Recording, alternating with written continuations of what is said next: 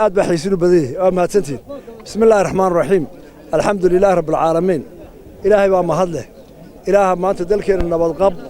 iyo wanaag iyo horumarin iyo doorasho aynu madax cusub dooranayna ilaahay intaaba in siiyay baa mahad leh ilaahay waxaanu ka rajaynaynaa inuu wanaaga inoogu dhameeyo nabadda ilaahay waxaan ka rajaynaynaa inuu qoto doorasho khayr leh oo dalka hore u maraysa oo wanaag noo horseeda amiin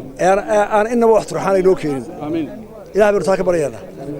maanta anigu dadka waxaan la qaybsanayaa farxadda iyo dareenka sare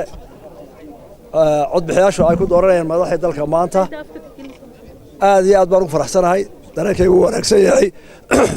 dadka codaynayana aad iyo aad ayaan u hambaleynayaa waxaan ku hambaleynayaa dulqaadka safka ay taagan yihiin cadceedda si ay u soo kala laheen dhallinyarada shaqaynaysa waan hambaleynayaa da'da yar ciidamada qalabka sida ee kala duwan ee ilaa xuduudaha nabadda inoo xidhay ee inoo ilaalinaya goobaha aad iyo aad baan ugu mahadnaqaynaa qolada miidiyaha oo maanta aad iyo aad u aabulan